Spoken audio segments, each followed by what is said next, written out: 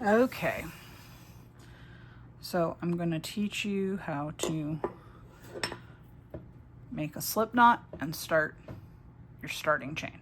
Okay, so the easiest way to make a slip knot compared to every other way, let me set this hook out of the way for now, compared to every other way that you will see online, which in my opinion overcomplicates the slip knot. This is the simplest slip knot ever, and it's perfect and effective, and this is the way I was taught how to make a slip knot. So you're gonna have your working yarn. This is the side that connects to the ball. This is the side, and what I do is I take it and I make a loop like an X, like this.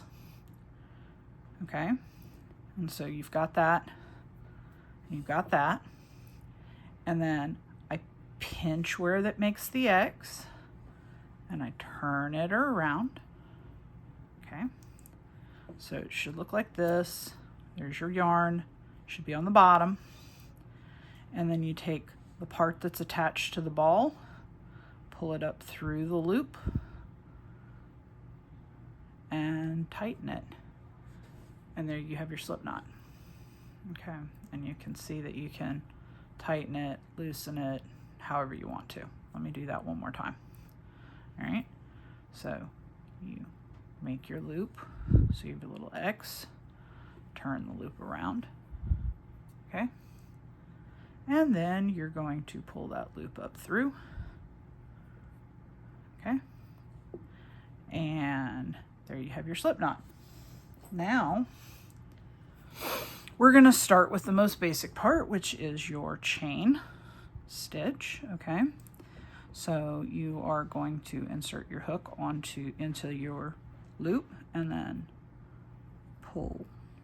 You don't want it so tight that it doesn't glide, but you don't want it so loose that it falls off.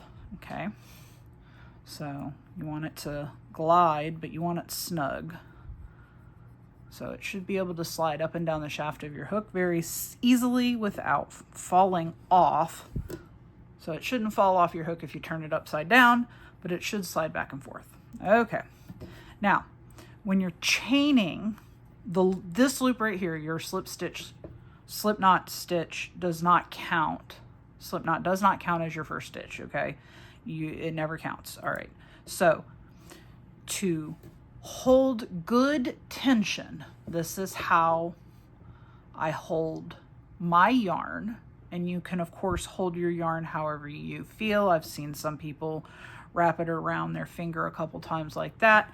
To me, all of the methods that I have seen, this one provides the absolute best consistent tension as you're working, and tension is of the utmost importance when you are crocheting.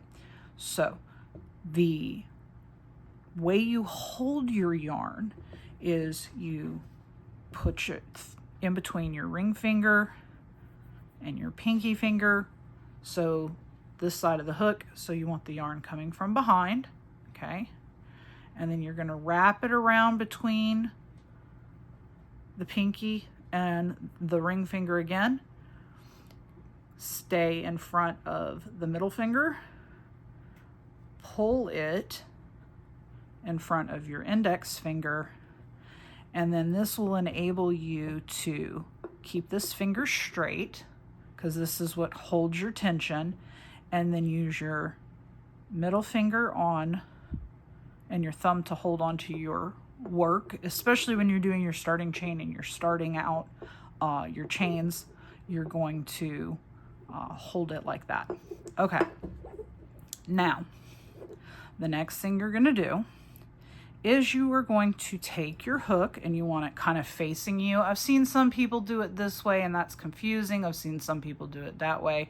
But what I try to do is when I'm starting my work, I have the hook facing me, so it should be parallel. I use a knife grip. Some people do a pencil grip, but I find the knife grip is easiest for me. It's how it's taught, and I like to use these large ergonomic hooks, and they're kind of weighty, so if you're doing a pencil grip, it's kind of uncomfortable, but if you're knife gripping, it works best this way. So what you're going to do is you're going to pull the hook under the yarn, turn it down, and you're going to slowly pull through the loop. Okay? And then let's do that again. So that was chain 1. So you can see I have a chain on the hook. So you're going to go under the yarn, turn it down so that it grabs onto the yarn, pull through the loop, turn the hook facing back towards you, and then repeat.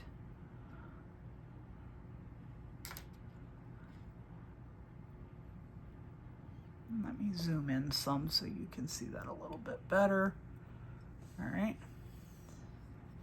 So we're going to go under the yarn, but they call it yarn over, but the hook goes under the yarn. So the yarn goes over the hook, but your hook goes under the yarn. You twist it downward so that it looks like this. And then you pull through your loop. There you go. And you continue to use your thumb and middle finger to hold your chain so that you can keep consistent tension with your yarn.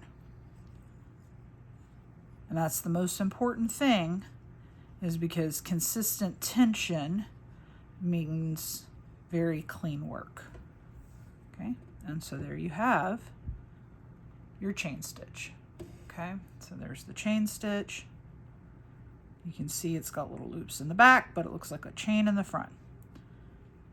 And what I always tell somebody who's learning to crochet for the first time, the best way to learn is you want to practice your chain stitch over and over and over again until your chain stitch is consistently the same size as much as possible with a consistent even tension, and then you move on to the next thing, because a sloppy foundation chain, sloppy chain stitch will affect your work, and you don't want your tension to be too loosey or gappy, because if it's too loosey or gappy, it becomes very difficult to work with. All right, so let me show you again. We're going to do this one more time. All right, since I zoomed in a little bit better, we're going to start with our slip stitch one more time. So you're going to have the working yarn going to the ball, the end of the yarn right here. All right, you're going to twist it, turn it over, pull your loop up through, and tighten that knot.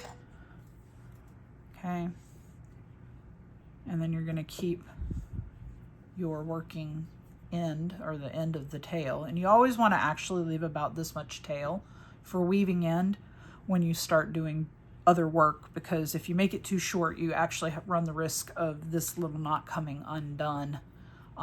So it's important to have a good 6-7 inch tail on most projects that you're working. All right, and then we're going to insert the yarn, or the hook on the yarn, through the yarn loop, pull that down tight. All right, and then we're going to do our, let me zoom that back out. We're going to do our tension, so put it between the two, wrap it around like that. Okay, and then holding the hook facing your stomach or facing you, you go under the yarn, face the ground, pull, turn it back facing you. Under the yarn, face the ground, pull it back to you. Under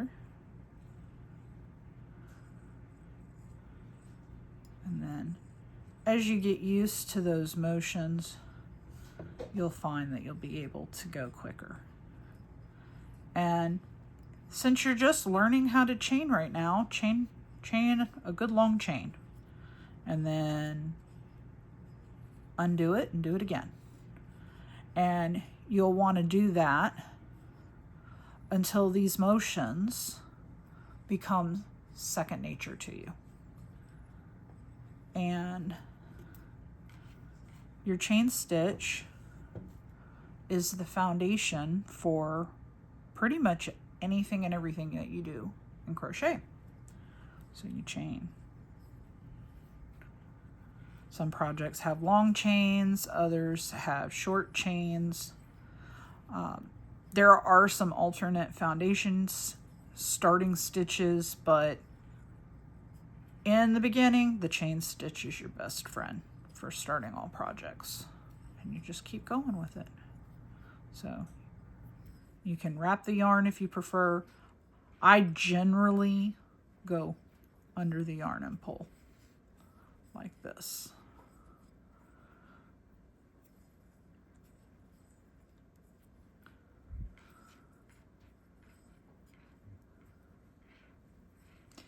And when you first start learning, a lot of people will find that this style hook with this type of neck, this is called an inline hook, and what makes it an inline hook is the head is in line with the neck. Another style hook that's common is this style. This can be a little bit more challenging for somebody to learn how to crochet on. It's called a tapered hook. I actually learned how to crochet with a tapered hook, but it does make it a little bit more difficult because it can make it slip off the neck. But at the end of the day, it becomes personal preference because they both will do absolutely gorgeous, beautiful work regardless once you get your tension correct. And thank you for watching. This is a chain stitch.